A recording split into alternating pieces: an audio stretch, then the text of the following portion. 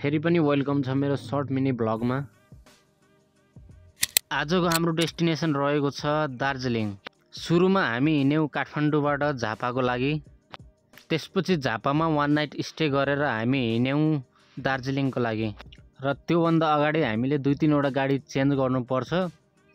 र महत्त्वपूर्ण कुरा भनेको सुरुमा चाहिँ हामीले आइसी पैसा बनाउनु पर्छ, किनकि नेपालको बर्डर कटिसकेपछि त्यहाँ इन्डियन पैसा मात्र चल्छ। त्यसैले चाहिँ हामीले चाहिँ इन्डियन पैसा बनायौँ। त्यसपछि बर्डरमा नागरिकता देखाएर हामी लाग्यौँ सिलगढीतर्फ। त्यसपछि सिलगढीबाट अलमोस्ट 75 देखि 80 किलोमिटरको डिस्टेन्समा चाहिँ दार्जिलिङ रहेको छ। र फाइनल्ली हामी 6 घन्टाको यात्रापछि दार्जिलिङ पुग्यौँ। त्यहाँ पुगिसकेपछि लगभग साँझ परिसकेको थियो अनि हामीले त्यो क्विन्स अफ हिल्स एरियामा साँझतिर त्यहाँको लोकल स्ट्रिटहरूमा घुम्यौँ हामी। यतातिर चाहिँ साँझतिरको माहौल एकदमै राम्रो हुँदो रहेछ, किनकि साँझतिर अलि मान्छेहरूको चाप चाहिँ धेरै हुँदो रहेछ। मान्छेहरू सपिङको लागि सबै कुराको लागि साँझतिर बढी निस्किँदो रहेछन्।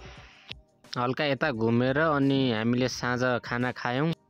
त्यसपछि हामीले नाइट स्टे यतै गरेर अनि अर्को दिनको बिहानै हामी चाहिँ निस्क्यौँ बतासे लुपको लागि।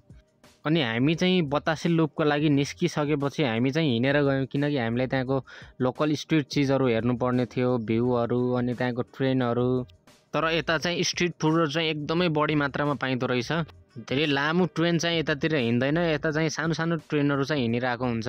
त्यसपछि त्यहाँको हल्का स्ट्रिट फुड खाइदिएर अनि त्यसपछि हामीले बतासे लुपको 360 भ्यूज हेऱ्यौँ। यस्तो बवाल देखिन्छ। मान्छेहरू पनि एकदमै फ्रेन्डली थिए यताको चाहिँ।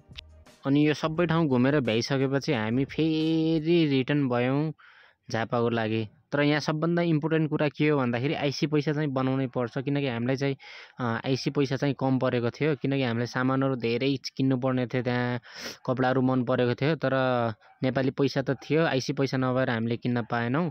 अनि त्यसपछि हामी फेरि झापाको लागि रिटर्न भयौँ। Thank you for watching.